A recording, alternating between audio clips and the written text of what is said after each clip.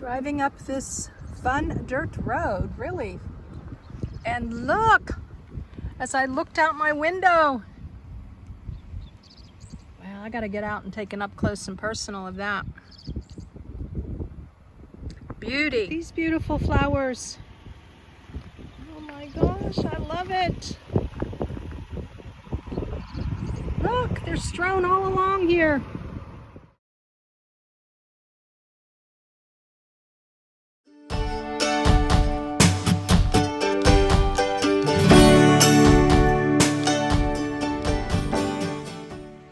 We've arrived. Linda here, Serene and Simple Life. I hope you enjoyed yesterday's tall grass prairie. I did 2 little trails. Hope I provided you some good information. And today we are going to take a look into a one-room schoolhouse. Oh, the beautiful wildflowers are everywhere here. I am the only one here. Let's go take a look. As many of you already know, but what I'm about to share with those of you who are new, I see the channel is growing pretty well.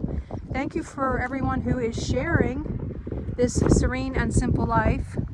This just happens to be one of those exemplatory go see do for free. Never in my life would I be sitting on the couch thinking about going to see an old schoolhouse if I wasn't doing this lifestyle. You pick out the major things, what can you afford, what can you do, and when you just travel the country, you stumble upon beauty after beauty. Back to the basics, it seemed a lonely little house of scholarship with its playground worn so bare, but that humble little school had a dignity of a fixed and far-off purpose. It was the outpost of civilization, driving the wilderness further into the west. It was life preparing wistfully for the future. Ooh, Lower Fox Creek School in 1884 and continued until 1930. Land for the school had been donated by Stephen Jones, original owner of the nearby Spring Hill Ranch. School basic one-room style constructed of the same limestone which underlines its knoll. Basics were taught: reading, writing, arithmetic, and geography. The learning tools the students of this small school would use throughout their lives. From the little prairie school, local children were introduced to the world. Some of them stayed to inherit family ranches, while others went off to explore the places they had only seen on schoolhouse maps. Wherever they went, though, the memory of growing up in this prairie place probably went with them. Wow. This is a national preserve, and I'm excited to go up there and show you and to see my daisies adorning the walkway. Hello. May 1882, and it's open. You know how I love the word open versus closed. Oh my gosh. The last schoolhouse I showed you, we could only look through the window. Look how cute. Buzz, buzz, buzz, this is the song of the bees. His legs are of yellow, a jolly good fellow.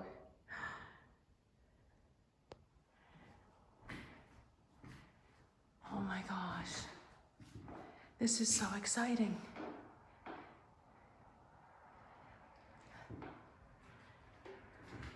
This is absolutely exciting.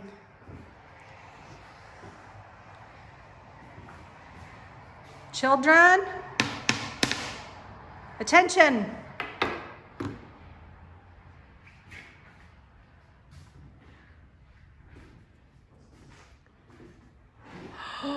Cursive up there. I haven't seen that in forever. Look at that. My mom had handwriting like that. Put in the comments, did your mom have the most beautiful handwriting also? Those of you who are my age, that would be in the 60s or 70s. Look, all this history. And I'm so impressed that they would just have this open for people, you know, like a trust thing. Just have it open. Can you imagine? I mean, my mom probably went to a school like this, and my dad. I'm digging it. I hope you have enjoyed the outdoors of the tall grass prairie. Ooh, a bird just flew in here. And out he goes. Recitation bench. They recited their lessons. Each child heard every lesson at least 8 times by the time they finished their 8 years of one-room school. Awesome. This is really interesting to stop and read. One-room schoolhouses fell into disfavor after the turn of the century, and those little school districts grouped together into unified systems we use today. The spring of 1930 saw the final student collect her books one last time as the school was closed. Returned to the ranch. The one proud schoolhouse fell into disrepair in '68. A garden club came to the rescue, and then it was returned to its original proud self. Help us to remember those long gone days of one-room schoolhouses. Wow. Look at this. Another one to pause and read. Know right from wrong. Help the world to grow in wisdom and grace. And so I ask your guidance, God, that I may do my part for character and confidence and happiness of heart. Yes, let's bring God back into the schools. What do you think? To have mentioned indoor toilets in those days would have been vulgar, but we were familiar with the 2 paths that led to the 2 necessary little houses in the back of the schoolyard. Oh, goodness, look. Rules for teachers. I remember when my mom worked for Westinghouse, she wasn't allowed to be married. Put in the comments, do you have memories like that? Frequent pool halls, public halls, saloons, or taverns. Oh, yeah. Flint Hills Scenic Byway. Historic Council Grove. Cottage House Motel. Blink and it'll be gone. We just went through Flint Hills Scenic Byway. Beautiful. Google tells me my destination is going to be on the left here. Pizza Hut, Life Church. Not sure what that monument is across the way.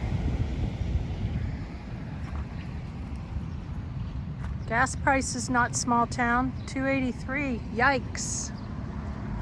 Let's go see what this is. Here we are, little history. Guardian of the Grove. This Kansas warrior stands as a tribute to the tribe for whom the state of Kansas is named. Looking serious. Beautiful. The peace pipe symbolizes the warrior's honesty and goodwill. The twist of his torso reflects the tensions of the Kansas tribe struggling to retain their identity while adjusting to the dominant Euro-American culture. Wow. The robe indicates the warrior is preparing to speak.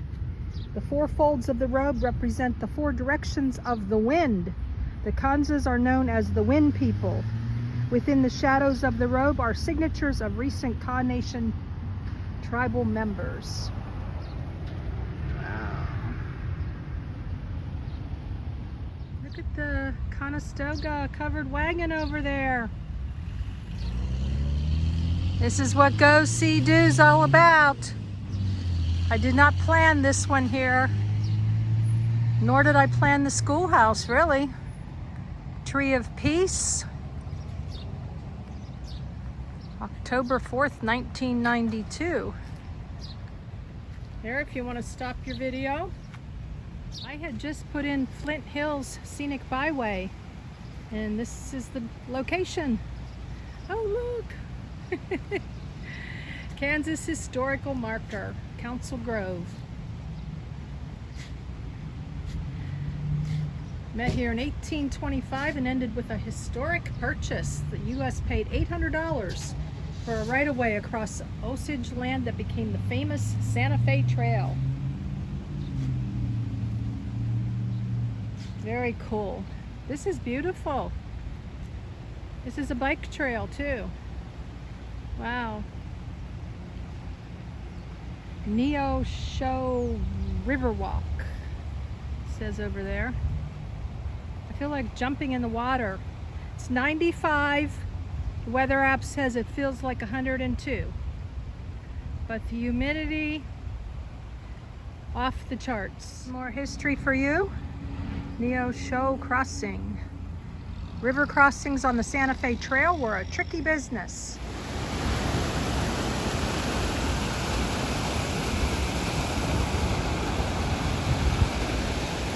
Beautiful, beautiful trail all the way down.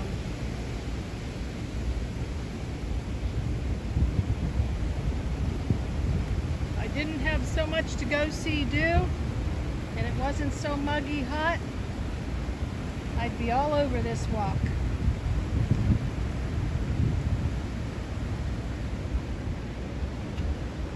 Almost 3 o'clock.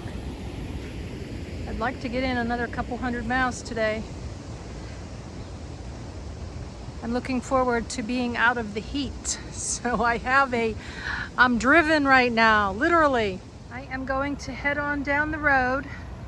I think I have about 80 miles to Keeper of the Plains. So with that, blessings in your day and joy in the journey.